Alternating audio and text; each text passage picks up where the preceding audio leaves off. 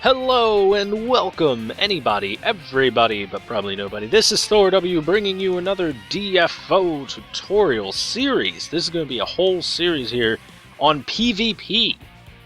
Now, first off, let me preface by saying I'm not the #1 PvP guy yet, but I'll be getting there once all the updates have gone through and everything's up there. I'm going to be PvPing like a monster. So, this tutorial series is going to be, this first series is going to be aimed at just the basics. Like the basics, I can easily teach you guys that, no problem. Now, once we get to the advanced stuff, then it's going to be class specific for what I can and can't teach you, but I'm making more and more classes and we're moving towards it. I'll try and get as many classes as I can under my belt by the time that PvP is fully up to date and everything. So, without any further holdback, let's go ahead and start the tutorial. So the first lesson that the first thing I want to talk about for one of the very basic concepts of PvP is the concept of hit stun and hit recovery. So first off, what is hit stun? Hit stun is the animation lock that a character receives after they are hit by something. So for example, we've got this wonderful little APC here. I punch him, and you notice that for a couple frames, he's stuck in this getting hit animation.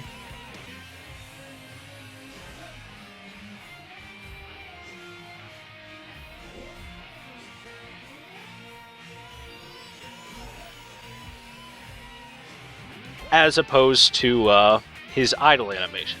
And if I hit him with a different attack, he'll be stuck there for a longer duration or a shorter duration based on how much hit stun that move has. For example, notice he's there for a good maybe 2 to 3 times as long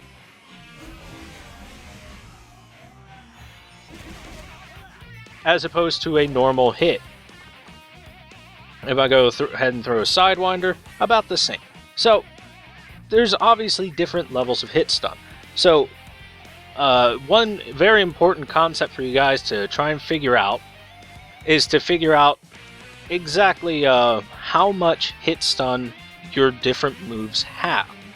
For example, Monk as a class has a relatively good hit stun on their basic attack, and it allows them to string together 1, 2, 3, 1, 2, 3, stuff like that. 1, 2, 3, 1, 2, 3. And you can string together some basic combos with Monk just through that. Their exquisite combo, a ton of hit stun. So if I were to exquisite combo, I can immediately follow up with something else. So it's great to know how much hit stun a certain move is going to give you, your basic attacks are going to get you, and how much of an opening you have for any sort of follow-up. What kind of moves can you follow up with based on how much hit stun that particular move has. Now, when you talk about hit stun, that also brings up the topic of hit recovery. So what is hit recovery? Hit recovery is the phenomenon where in DFO, the way PvP is programmed is as you take more and more hits, so the more that someone combos you, the heavier your character is going to get until eventually it is impossible to combo you any further no matter what you do, no matter how well the other person is putting their inputs in. Your character's weight will increase to the point where they will get on the ground, they will reset, they will stand up very quickly after they've been comboed quite a lot, and it will completely reset them. This is to counteract the ability to infinitely juggle someone or to infinitely standing combo them. So as an example of hit stun doing too much,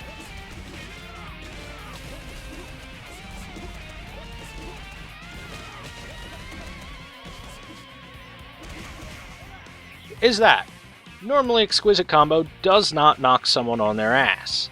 I mean, if I sit here and I throw an exquisite combo at him, he's still standing. However, because I had just put a lot of damage into him, a lot of hits into him, and he received a great deal of damage, a great deal of hits, it increased his weight more and more and more until eventually it just put him on the ground and reset him, and he stood right back up, regardless of it being nothing but an exquisite combo hitting him. That was nothing but ground hits, so that is an example of hit recovery in effect. As a character in the PvP arena keeps taking hits, their weight will increase until it eventually will reset them.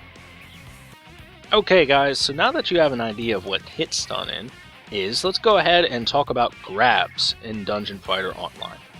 So grabs are, well, they're exactly what they sound like. You grab your enemy, you throw them. Very simple indeed. Now, what are the basics behind how grabs function and how they work? Well, first off, one thing you'll notice is that enemies are completely animation locked while they are being grabbed by your character. That means they're not going to be able to respond in any sort of way. Once you've grabbed them, they are in that grab and stuck in it. This guy is not going to do anything. Even if I had him on aggressive mode, if I grab him, he ain't doing nothing. He's stuck in there until the grab has ended. During the grab, you yourself, the person grabbing, you are invincible to damage during this. So, for example, Monk has a move right here, this tornado here. It'll do a little bit of damage. If this Slayer grabs me like this, during the time that I am being grabbed, he cannot take damage from that tornado. Some skills are excluded there. Alright, so guys, the last thing I want to talk to you about on this part 1 video of the basics is the concept of super armor. So what is super armor? As you can see right now, as I get hit, I'm taking a lot of hit stun, some knockback, stuff like that. Now, if I use any skill with super armor on it, this hit stun suddenly doesn't do anything to me, the knockback doesn't do anything to me, stuff like that. So, this guy's beating my butt in, so let's go ahead and use something with super armor in it. But first we'll gain a little bit of distance so that he can shoot at me. Ready? Let's super armor. I didn't get knocked up there. I didn't get knocked back or anything. Shoot at me again. Come on, buddy. Let's go ahead and reset. Well, let's reset and hopefully have him do the right thing. Alright. So, notice that I take a couple hits, doesn't do anything to me. Now, Monk's maybe not the best character to show this off on. So instead, let's look at Fighter. Now, Striker has a move called Super Armor, which gives you Super Armor. So, while this skill is active, I have permanent Super Armor, and during that Super Armor, no knockback, no hit stun whatsoever being taken, nothing at all. So let's go ahead and show it off again, once more. He can hit me all he wants while I have Super Armor active. Doesn't do anything. The second it ends, Super Armor no longer gives me that advantage. So what's the advantages of Super Armor? Why is Super Armor so good? So obviously you see that you're not getting knocked back or anything like that while you have Super Armor. So all classes have some skills with Super Armor on it. During this Super Armor, this means you can easily make your way to your opponent, and then you can beat their asses in with it because of it. Without that Super Armor, let's look how hard it is to get in. Oh, we were able to get in there. Can we still get in? Oh, we did, but then we got knocked up immediately. Alright, let's try and get back in there. Yeah. Luckily the bots are dumb, but as you can see, it's a lot harder to get in than just doing this, and then I can literally just walk up and not worry about anything. And then go right in. Very simple, very simple. So, Super Armor is going to help you guys out a lot more with concepts that we're going to be covering in the next video, things like approach and zoning. So I hope this video is helpful to those of you that are just starting out in PvP.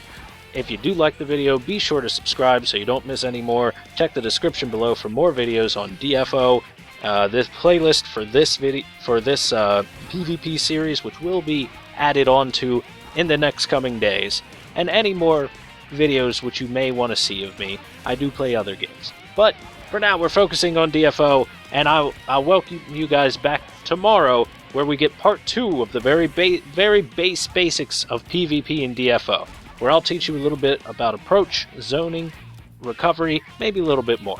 So thank you guys very much for watching. I'll see you next time, and let's go ahead and kick his ass up!